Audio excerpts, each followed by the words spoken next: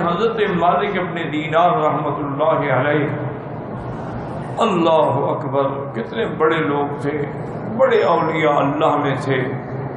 تو ایک دن بیٹھے تھے کسی خیال میں اللہ والے، کہنے لگے کہ بھائی ہماری تو جو دعا منظور ہوتی ہے ہمیں پتہ ہی لگ جاتا ہے، اور جو دعا ہماری منظور نہیں ہوتی ہے اس کا بھی ہمیں پتہ لگ جاتا ہے کہ یہ دعا منظور نہیں ہوئی۔ تو ساتھیوں نے عرض کیا کہ حضرت کیسے پتہ چل جاتا ہے؟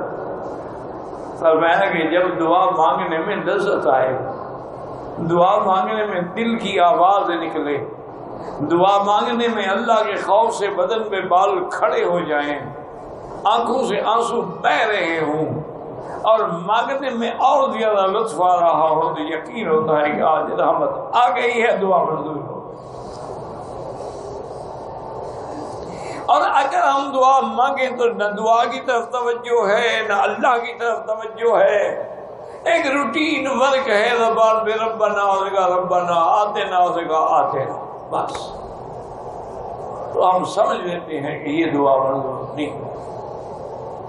میرے آقا نے فرمایا کہ جب دعا مانگو تو رو رو کے مانگو، ان لم تبکو فتباکو، اگر رونا نہ آئے تو رونے والوں کی شکل تو بناؤ۔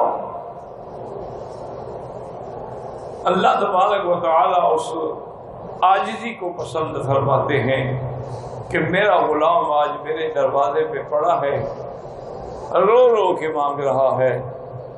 اس لیے بڑے بڑے اکابر جو گزرے ہیں وہ کہتے ہیں کہ جب ہم نماز کے سجدے میں جاتے تھے ہمیں بالکل ایسے محسوس ہوتا تھا ہم اپنے رب کے قریب آ گئے۔ اسی لیے آپ دیکھیں نا کہ نماز میں کیا کہتے ہو سجدے میں؟ سبحان ربی ربی الاعلی۔ یہاں یہ نہیں ہے کہ سبحان رب الاعلی ربنا الاعلی، ربی یہ ہے میرا رب، اسی یہ میں تو سارا راز ہے۔ قل یا عبادی، اللہ نے یہ نہیں فرمایا عباد اللہ، یا عبادی الذین اسرفوا علی انفسہم، میرے بندے جو اپنے جانوں پہ ظلم کر چکے ہو، گناہ کر چکے ہو، میری رحمت سے نا امید نہ ہوں۔ تم کتنا نالائق ہو، گناہ گار ہو، بد کردار ہو، بندے تو میرے ہو نا۔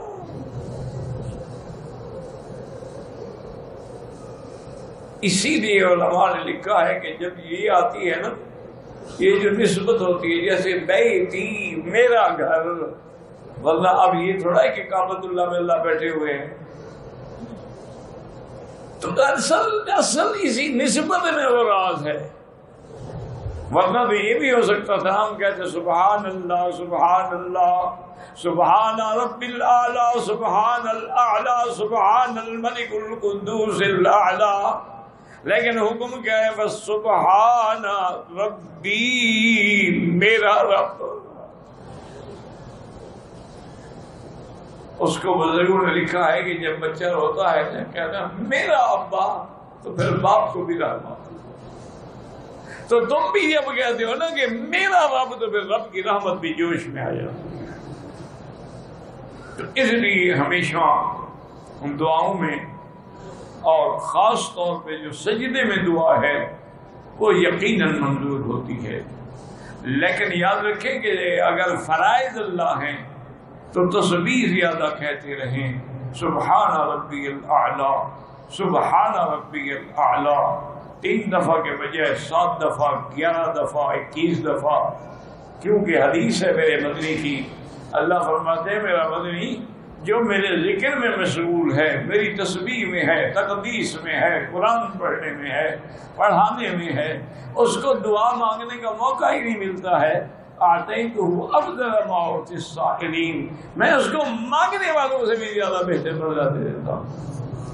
اس لیے یہ تسبیح جو ہے نا یہ بھی دعا ہے، یہ لا الہ الا اللہ جو ہے یہ بھی دعا ہے۔ ایک دعائے مسئلہ ہوتی ہے کہ آدمی مانگتا ہے کہ یا اللہ میری یہ مشکل حل کر دے، اور ایک دعا یہ ہے کہ اس کا ذکر کر رہا ہے فاذکرونی اذکرکم، تم مجھے یاد کرو میں تمہیں یاد کر. یہ منع تھوڑا ہے کہ ہم کہیں گے یا اللہ یا بکی تم مجھے یاد کرو تو میں تمہیں یاد. نہیں، منع کیا ہے؟ جب تم مجھے یاد کرو گے تو میں ہی تیری دعائیں سن کے تیری حاجتیں پوری کروں. فاذکرونی اذکرکم، جب میں نے تیری حاجتیں پوری کر دی واشکرونی، اب میرا شکر کرو، اب میرے نافرمان نہ بنو. اور شکر کا فائدہ بھی تمہیں ہوگا. لئن شکرتم لازیدنکم، جتنا شکر کرو گے میں اتنی نعمتیں اور زیادہ دوں گا.